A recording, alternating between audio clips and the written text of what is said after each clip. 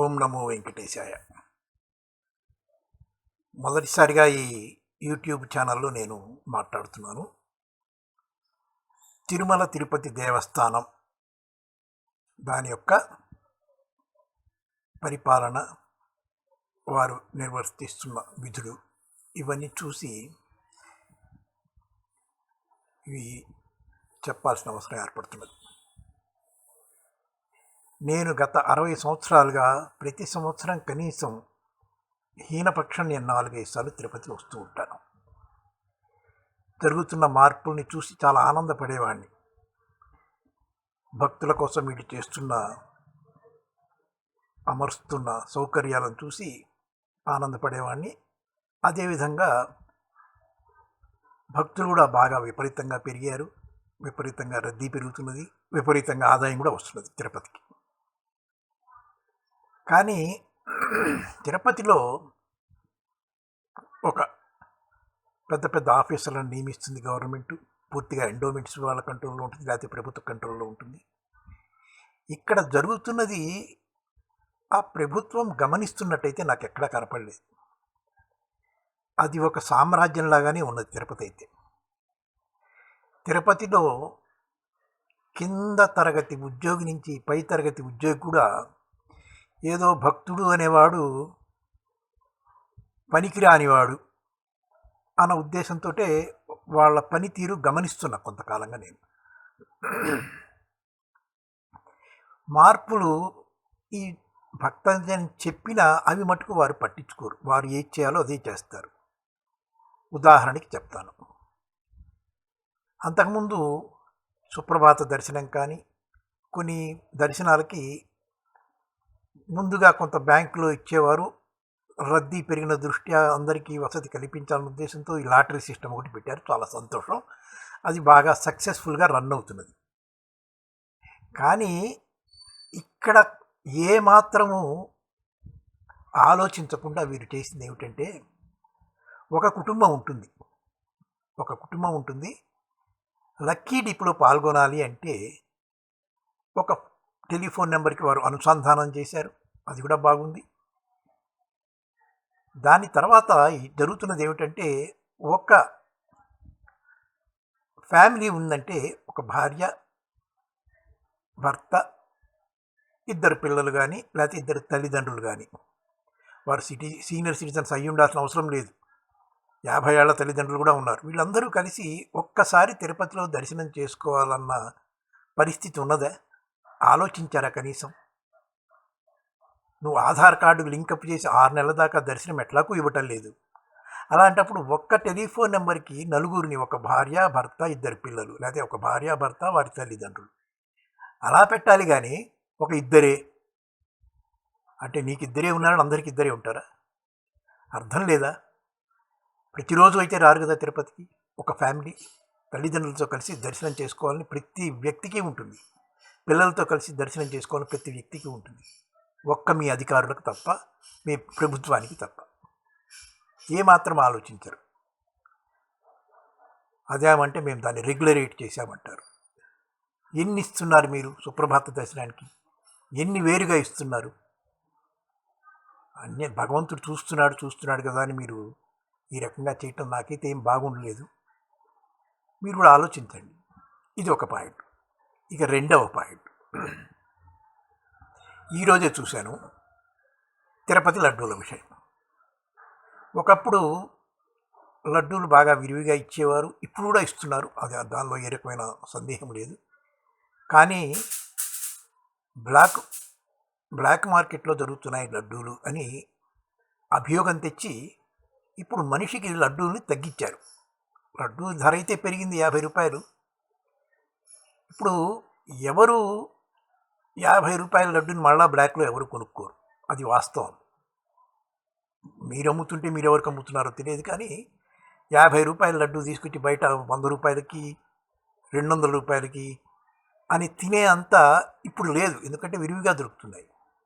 అలా దొరుకుతున్న వాటిని మీరు ఆ కొరత ఏర్పాటు చేసి దాన్ని మేమేదో సంస్కరించాము అన్నట్లుగా చేస్తున్నారు. మహా అయితే 100లో ఎవరో ఒకళ్ళో ఇద్దరో ఒక 10-15 లేకపోతే 30 లడ్డూలు తీసుకెళ్తారేమో. ఆ నెంబర్ ఉన్న వాళ్ళని కొంచెం గమనించండి. అంతేగా 4-5 లడ్డూలకి మీకు ఆధార్ కార్డు, కొందరికి ఆధార్ కార్డు లేని అమాయకులు ఉన్నారు దేశంలో. అంటే వాడికి లడ్డూనే దొరకదు ఇక. ఏమిటండి ఇది? కొంచెం మాత్రం ఏమాత్రం మీకు ఆలోచన అనేది ఉండదా? మిమ్మల్ని సంస్కరించమంటే వచ్చి మీరు కొత్త ప్రభుత్వం వచ్చిన తర్వాత ఏదో బ్రహ్మాండంగా తిరుపతిని సరిదిద్దుతుందనుకుంటే పెనం మీద నుంచి పొయ్యిలో పడ్డట్టే అయింది. అప్పుడు దర్శనంకే కొంచెం ఇబ్బంది పడ్డారు అన్నట్టుగా మీరు ప్రచారం చేశారు. సరే, నిజంగా జరిగి కూడా ఉండవచ్చది. ఇప్పుడు మీరు ప్రసాదం కూడా దొరకకుండా చేస్తున్నారు. శభాష్, బాగుంది. 3 నెలలు అయింది కొత్త ప్రభుత్వం వచ్చి. అక్కడింత మట్టికి కావాల్సిన అపాయింట్మెంట్స్ దొరకలేదు. ఇష్టారాజ్యం భరతుడి పట్టణం లాగుంది. ఏం చేస్తున్నారో తెలియదు. ఇక్కడ ఈసీ మీటింగుల్లో మటుకు ఎంతసేపటికి మాట్లాడేవాడు ఒకడే ఉంటాడు. మిగిలిన వాళ్ళు టీఏ-డిఏలు ఫామ్స్ ఫిలప్ చేసుకుంటాం తప్ప వారు తీసుకొచ్చిన సంస్కరణలు ఏవీ లేవు. అనర్హులకి మీరు ఆ పట్టాలి, వాళ్ళని కూర్చోబెడితే చేసే వ్యవస్థ ఇట్లానే ఉంటుంది. వాస్తవం మాట్లాడుతున్నా. మరొక విషయం, ఇక విఐపి దర్శనాలు. ఒక విఐపి దర్శనం వస్తే వాడు ఆ విఐపి గారు కూడా సంవత్సరంలో ఎంతమందికి ఇవ్వచ్చు టికెట్లు? ఎంతమంది వస్తున్నారు? వారికి ఎన్ని లడ్డూలు ఇస్తున్నారు? దీనికి లెక్కాపత్రాలు ఉండవు. సామాన్య మానవుడికి మటుకు ఆధార్ కార్డు లింకప్ చేసి 6 నెలల దాకా వీడికి మళ్ళా లాటరీలో కూడా పాల్గొనకూడదు. లాటరీ అంటే ఏమిటండి? అదృష్టం. అదృష్టం అంటే భగవంతుడు ఇచ్చేదే కదా అదృష్టం. దాన్ని ఎందుకు మీరు ఇట్లా చేస్తున్నారు? తప్పు కదా. ఆధార్ లింక్ పెట్టినప్పుడు ఆధార్కి మీరు పెట్టారు, బాగానే ఉంది. మళ్ళీ ఆధార్తో రాదు కదా, ఇంకోటి దాన్ని బ్లాక్లో అమ్ముకోలేడు కదా. నిజంగా వాస్తవంగా చెప్తుంటే బ్లాక్ మార్కెటింగ్ జరుపుతున్నదంతా తిరుపతిలోని ఉద్యోగస్తులే జరుపుతున్నారు. మీరు తిరుపతిలో ఉద్యోగస్తులకు ఎన్ని లడ్డూలు ఇస్తున్నారండి వారానికి? నేను ప్రత్యక్షంగా చూశాను. వారు అమ్ముతున్నారు బ్లాక్లో. వడలు ఇస్తున్నారు. ఎవరికి ఇస్తున్నారని మీరు పైన కౌంటర్ పెట్టి ఓన్లీ ఎంప్లాయీస్కే సాయంత్రం పూట ఇస్తున్నారు వడలు. పొద్దున పూట ఒక అరగంటలో మీరు మార్నింగ్ ఇస్తున్న వడలు అయిపోతున్నాయి. కానీ సాయంత్రం వారు ఓన్లీ ప్రత్యేకించి ఎంప్లాయీస్కే మీరు ఇస్తున్నారు పైన. వాస్తవం కాదా అది? ఒక ఎంప్లాయీకి 2 వడలు ఇస్తున్నారు మీరు. ఇక్కడ సామాన్య భక్తుడికి వడ దొరకదు. అదే ఎంప్లాయీస్ అవే వడల్ని బయట బ్లాక్లో అమ్మటం నేను కళ్ళారా చూశాను. ఎవరో బయట వాడు వచ్చి లడ్డూలు బ్లాక్లో అమ్ముతున్నాడు, వడలు బ్లాక్లో అమ్ముతున్నాడు కాదు. దీనిలో అందరూ అంటలేదు, 100లో కనీసం ఒక 80% మంది మటుకు ఇవి బ్లాక్లో అమ్ముతున్నారు. ఇది యథార్థం చెప్తున్నందుకు అక్కడ పనిచేస్తున్న ఉద్యోగస్తులకు చాలా బాధ కలిగించవచ్చు. అది వాస్తవం మాట్లాడితే ఎవరికైనా బాధ ఉంటుంది. కానీ ఇవి చూడరా అండి మీరు? కొత్త వారు వచ్చారు, కొత్త ఆయన వచ్చారు, చాలా బాగా చేస్తారనుకుంటే ఏమిటండి చేసేది? ఇది ఎంతసేపటికి ఏ టికెట్, చిన్న టికెట్ పెట్టినా దానికి మనీ లింకప్. తిరుపతిని పూర్తిగా మీరు బిజినెస్ సెంటర్ చేస్తున్నారు కానీ ఆధ్యాత్మిక సెంటర్గా చేయటం లేదని అందరికీ తెలుసు. ఏదో కనీసం మనకి అది అందుబాటులో ఉన్నదని రావటం తప్ప తిరుపతికి ప్రజలు రాకుండా మటుకు మీరు చాలా జాగ్రత్తగా మెయింటైన్ చేస్తున్నారు. విసిగిపోయామండి. దయచేసి ప్రజల యొక్క అభిప్రాయాలు కూడా తెలుసుకుని వాటికి అనుగుణంగా పొండి.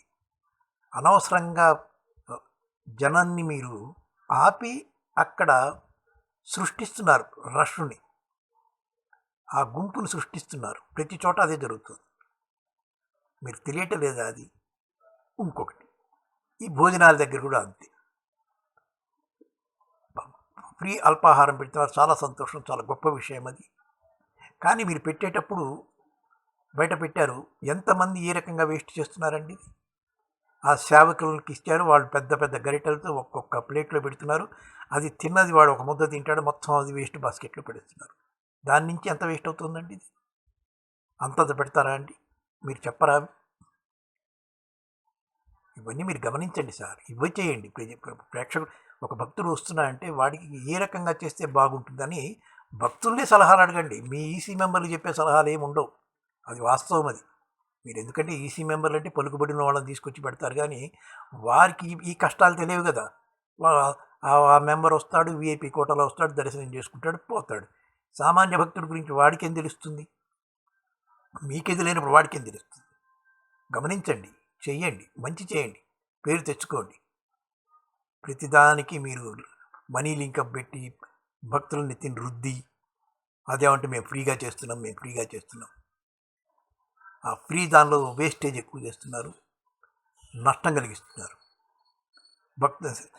భగవంతుని చూద్దామని వచ్చిన వాడు నిరుత్సాహంగా రిటర్న్ అవుతున్నాడు. ఒక్క భక్తుడి ముఖంలో కూడా కళ ఉండదు రిటర్న్ అయ్యేటప్పుడు. అరే నేను చాలా గొప్పగా దర్శనం చేసుకున్నాను అని. సర్వే తీసుకోండి కావాలంటే, ఇది వాస్తవంగా చెప్తున్నమాట. నెలకి సంవత్సరానికి నేను 5 సార్లు ఏదో రకంగా వస్తున్నాను. నేను గమనిస్తూనే ఉన్నా ప్రతి భక్తుడి యొక్క మనోభావాలు.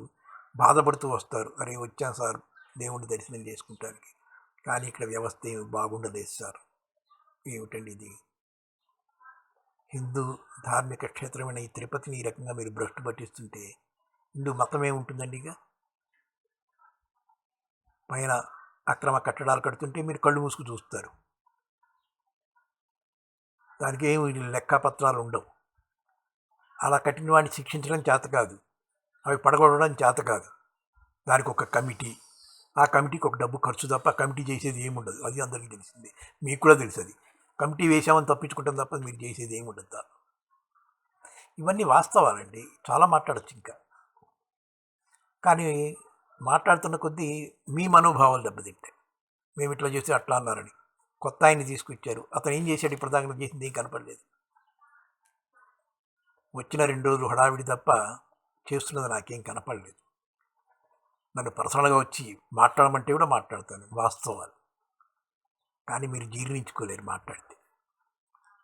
కనీసం ఈ లడ్డూల విషయంలోనూ మరొకసారి ఆలోచన చేసి బ్లాక్ మార్కెట్ చేస్తున్న వాళ్ళని శిక్షించాలి. కానీ ఏదో తిరుపతికి వచ్చి చుట్టుపక్కల వాళ్ళకి పంచుకోవాలి అన్న ఉద్దేశంతో 5-6 లడ్డూలు కానీ ఒక 10 లడ్డూలు కానీ కొనుక్కునేవాడికి మీరు లింకప్పులు పెట్టి ఏమిటండి?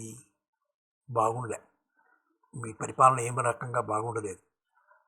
ఏదో కొత్త ప్రభుత్వం వచ్చిన తర్వాత మన నెత్తినేదో కిరీటం వేస్తారంటే ఆ నెత్తి మీద బొచ్చు కూడా గురిగిస్తున్నారు. మీరు తిరుపతికి రాకుండానే గురుగుతున్నారు. ఆలోచించండి. దీనిలో మీకు నేను మాట్లాడినంత నిజమైన భక్తులు ఒప్పుకుంటారు, అక్కడ పని చేస్తున్న వాళ్ళు ఒప్పుకోరు, మీరు ఒప్పుకోరు. అది మటుకు వాస్తవం. గమనించండి. సెలవు.